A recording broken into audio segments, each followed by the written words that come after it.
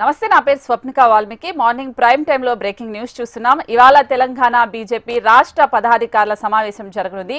మధ్యాహ్నం 2 గంటలకు రాష్ట్ర పార్టీ కార్యాలయంలో కిషన్ రెడ్డి అధ్యక్షతన మీటింగ్ జరగనుంది. ఈ సమావేశానికి పార్టీ రాష్ట్ర ఇన్ఛార్జీలు అభయ్ పాటిల్, చంద్రశేఖర్ తివారీ హాజరు కానున్నారు. టీబీజేపీ ఎంపీలు అలాగే ఎమ్మెల్యేలు, ఎమ్మెల్సీలు, రాష్ట్ర పార్టీ నేతలు, జిల్లా అధ్యక్షులు కూడా పాల్గొంటారు. సమావేశంలో తాజా రాజకీయ పరిణామాలపై చర్చించనున్న బీజేపీ మోదీ మూడోసారి ప్రధానిగా చేపట్టిన అభివృద్ధి కార్యక్రమాలను ప్రజల్లోకి తీసుకెళ్లడం పైన చర్చిస్తారు.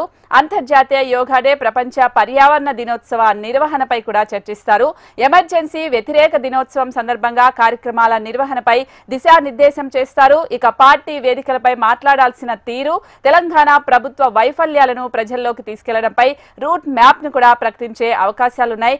పార్టీ భవిష్యత్తు కార్యాచరణ ప్రణాళికపైన ఫోకస్ చేయనున్న నేపథ్యంలో సమావేశానికి నేతలంతా ఖచ్చితంగా రావాలని ఆదేశించింది బీజేపీ రాష్ట్ర నాయకత్వం. ఇదే అంశానికి సంబంధించి మా ప్రతినిధి ఢిల్లీ నుంచి రామకృష్ణ మరింత సమాచారం అందిస్తారు. రామకృష్ణ, అంటే ఇప్పుడు కీలకంగా ఈ సమావేశం జరుగుతుంది కదా, సో దీంట్లో మొదటగా దేని గురించి డిస్కస్ చేస్తారు? సో ఎవరెవరు వచ్చే అవకాశం ఉంది?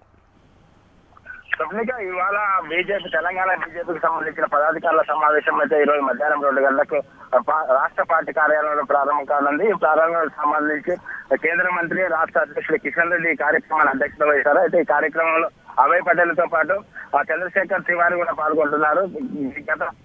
ఏదైతే కవిత కాళేశ్వరం ఇష్యూ ఏదైతే నడుస్తుందో రాష్ట్రంలో తాజా రాజకీయ పరిణామాలు, కవిత విషయం ఏ విధంగా వివరించాలి, అదే విధంగా ఈటలకి కాళేశ్వరం విషయంలో ఈటలకి నోటీసులు ఇచ్చిన నేపథ్యంలో వాటిని ఏ విధంగా ఎదుర్కోవాలి, కాళేశ్వరం ప్రాజెక్టు విషయంలో ఆర్థిక శాఖ మంత్రి ఉన్న ఈటల రాజేందర్ ఏ విషయాలు చెప్పాలనే దానిపైన నేతలకు దిశానిర్దేశం చేసే అవకాశం ఉంది. అదేవిధంగా ఏదైతే రాష్ట్రంలో తాజా రాజకీయ పరిణామాల నేపథ్యంలో కొందరు బీజేపీ నేతలు కవిత పైన కానీ ఈటల రాజేందర్ విషయంలో కానీ ఒక్కొక్కరు ఒక్కో విధంగా మాట్లాడుతున్న నేపథ్యంలో పార్టీకి నష్టం జరిగే అవకాశం ఉంది. కాబట్టి ఎవరు పార్టీల వేదికల పైన కానీ సొంతంగా తమ అభిప్రాయాలు చెప్పినా కూడా పార్టీకి అన్వయించే అవకాశం ఉంది. కాబట్టి రాష్ట్రంలో ప్రస్తుతం బీజేపీ పార్టీకి అనుకూలమైన వాతావరణం ఉంది. ఆ వాతావరణం చెడగొట్టే ప్రయత్నం ఎవరు చేసినా సహించేది లేదనే హెచ్చరికలు జారీ అవకాశం ఉంది. ఇప్పటికే కిషన్ రెడ్డి దాదాపుగా 2-3 సార్లు పార్టీ నేతలతో సమావేశం కావడంతో ఫోన్ లో మాట్లాడి ఎవరు మాట్లాడవద్దు, కవిత విషయంలో కానీ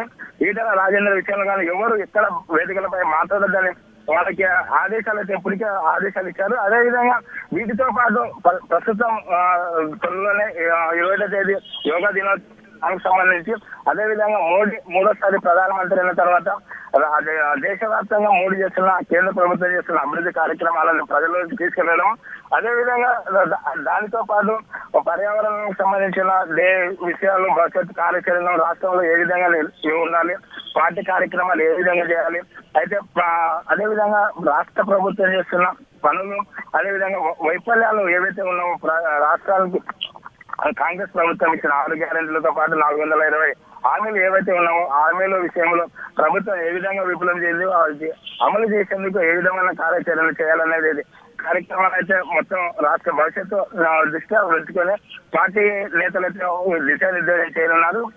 దీనికి సంబంధించి రాష్ట్రంలో 8 మంది ఎంపీలు, 8 మంది ఎమ్మెల్యేలతో పాటు జిల్లా అధ్యక్షులను అందరినీ కంపల్సరీగా ఖచ్చితంగా పార్టీ కార్యక్రమానికి హాజరు